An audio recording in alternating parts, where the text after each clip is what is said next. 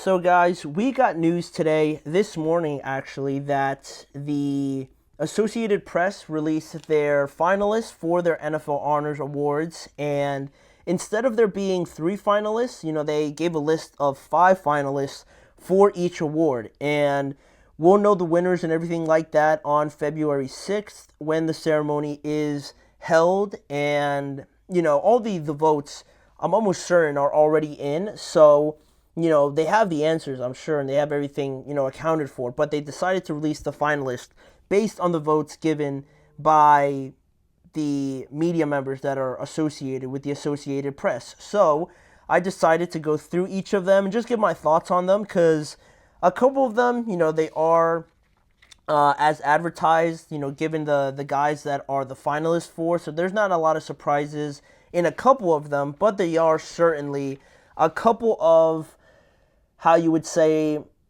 potential for some mix-ups, potential for some, bad looks, I guess you could say, for some of these awards. And, it starts no further than the MVP award. And the finalists for this award are Josh Allen, Lamar Jackson, Joe Burrow, Saquon Barkley, and Jared Goff. And I think, Allen, Lamar, Saquon, I think those guys, even Joe Burrow, I think all those guys were pretty obvious and easy nominees.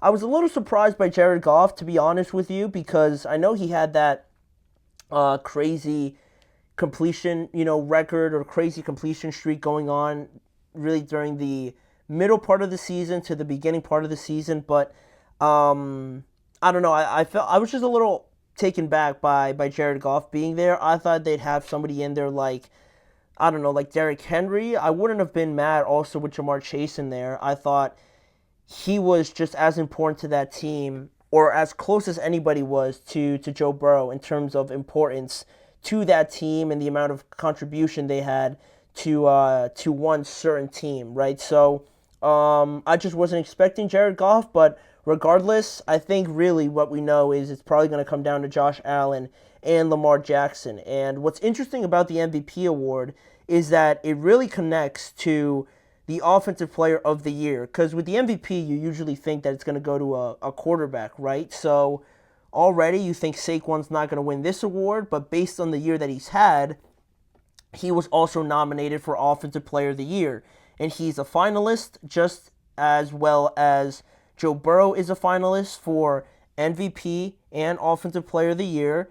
Same thing with Lamar. He's also a finalist for Offensive Player of the Year and MVP as well. And the two differences in this award is that Jamar Chase is a finalist and Derrick Henry is also a finalist for Offensive Player of the Year. And it's crazy to think that a quarterback and a wide receiver are on the finals list for MVP and Offensive Player of the Year and still no playoff success, right? Obviously, talking about Joe Burrow and Jamar Chase and the kind of insane seasons that they had. Jamar Chase, like I just finished saying, could very well be in the MVP finals list, but, he obviously wasn't voted into that. So for him to be in the Offensive Player of the Year and along with Derrick Henry, Lamar, Joe, and Saquon, this award is going to be super interesting to see who ends up winning. Because the MVP, I think we've all been pretty clear that it's probably going to be Josh or Lamar. And say Lamar wins this award, he's probably not going to win Offensive Player of the Year. So out of Joe Burrow, Saquon, and Jamar Chase, who gets selected, right? If you go with, let's say, Saquon, right? Because he broke 2,000 yards and he's been phenomenal all year. Well, then Jamar Chase isn't nominated for any other award on here. He's not nominated for anything else. So are you not going to give an award to the guy that won the Triple Crown this year? That seems a bit like crazy, right? It seems nuts for Jamar Chase to end up with no award. It would be pretty ridiculous. But you could also say the same for, I don't know, if Lamar for some reason doesn't end up winning MVP and that goes to Josh, then you would think the kind of season that he had, he would win Offensive Player of the Year. But then it would be the same case, right? Then what do you do with Saquon and what do you do with Jamar, right? Are they not going to get anything? So it's kind of dicey a little bit, right, with how they're going to decide these finalists and everything like that. And it's also like interesting to follow along as well. But offensive player of the year and MVP are very much intertwined with the kind of crazy season that we had on the offensive side of the ball, with a lot of the guys performing at the highest level. Defensive player of the year should be a little bit easier. I mean, the finalists for Defensive Player of the Year are Zach Bond, Myles Garrett, Trey Hendrickson, TJ Watt, and Pat Surtain.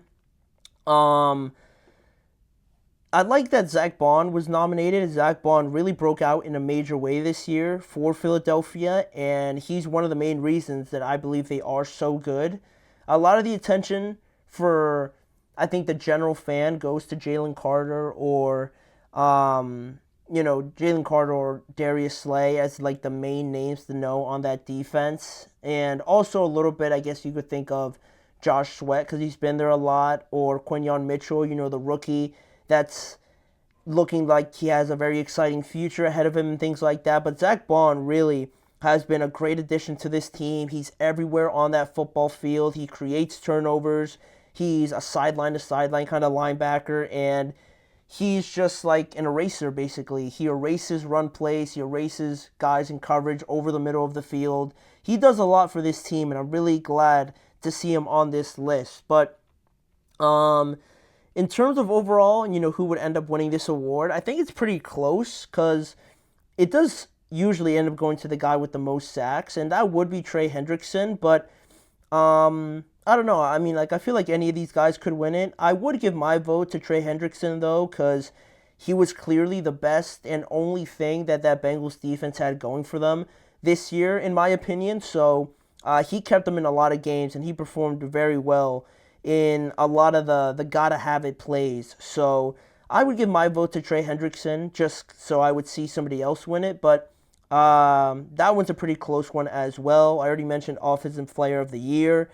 Then we got Offensive Rookie of the Year, and the finalists are Brock Bowers, Jaden Daniels, obviously, Malik Neighbors, Bo Nix, and Brian Thomas Jr., excuse me. So what's interesting about this list is that it's very heavily based on LSU, right?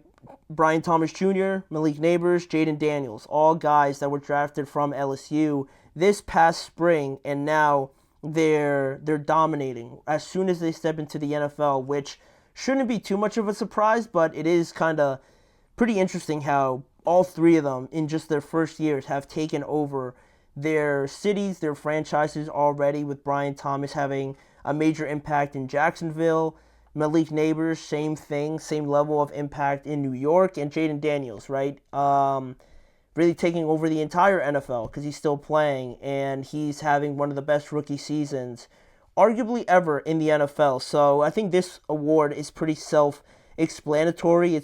It's definitely going to go to Jaden Daniels just based on the season that he's had, reinforced even more by how he's performing in the playoffs. But, the votes don't go into the playoffs, unfortunately. But anyway, it still was going to be Jaden, and he's doing a phenomenal job. And it's only year one, which is the crazy part. So I think this one was pretty much given out by week 12, I would say. Brock Bowers also would have been a heavy favorite for me, but you can't argue too much with what Jaden Daniels has done. So Jaden's going to win this award, I would say. For Defensive Rookie of the Year, it's also pretty close. The nominees, or the finalists, I should say, were Cooper DeJean, Braden Fisk, Quinyon Mitchell, Chop Robinson, and Jared Verse. And it's funny also looking at this list, and you look at DeJean, Quinyon Mitchell, Braden Fisk, and Jared Verse, all guys that were drafted round 1 and round 2 by their respective teams, and they just finished playing each other this past Sunday. So credit to the Eagles and Rams for having a phenomenal draft, right? Because already all 4 of those guys are starters and play a big role in their respected positions on their teams. So great drafting by the Rams and by the Eagles. But overall, I think it's hard to ignore Quinyon Mitchell because, he's playing very well. And he was my early pick for Defensive Rookie of the Year, and then it kind of got swayed to Jared Verse. So now looking at it, I mean, I don't know. Maybe I would give it to. I would probably give it, and I think it's going to be given to Jared Verse. I think Jared Verse has. I think people are more familiar with Jared Verse up until this point, right? Because corners, if you're not really watching them game in and game out, you're not really hearing their name too much, which is a good thing. And Jared Verse, I think a lot of more people know of him, so I'm gonna go with him. I think they're gonna give him the award, and very deservingly so as well. Then to round it off here with a couple more awards, the Comeback Player of the Year, we got Joe Burrow, Sam Darnold, J.K. Dobbins, Christian Gonzalez, and Damar Hamlin. And I think just based on the actual criteria of the award and performance this past year, I think this award has Joe Burrow written all over it. He actually got injured and came back from an injury, and he had an insane year. He probably could be a top 2, top 3 finalist for MVP, but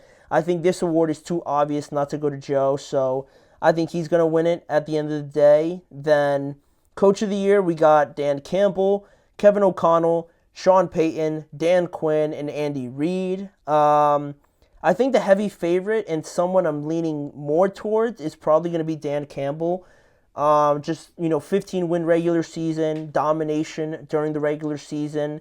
Pretty fortunate that these votes don't go into the playoffs, because probably he would have taken a big hit from that, and I probably would have given it to Dan Quinn based on the playoff performances, but I'm pretty sure the votes stop at the end of the regular season, so it is probably going to go to Dan Campbell. He defeated Kevin O'Connell. Sean Payton should be given credit as well for drafting Bo Nix and having it all play out as it did, so he's sort of an underrated guy as well for this award, but I think Dan Campbell's probably going to end up winning it based on all the merits in the regular season.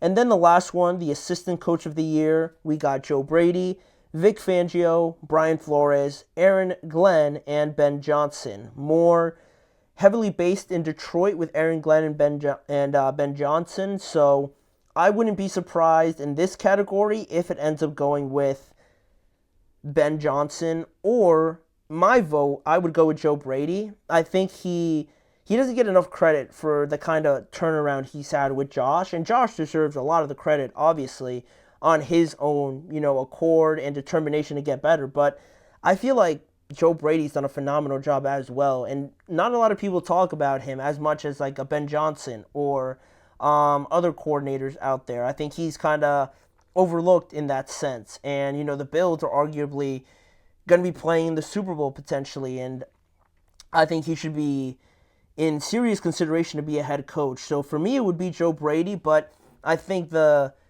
general feeling is that it's going to be Ben Johnson, just based on the level of attention he's gotten.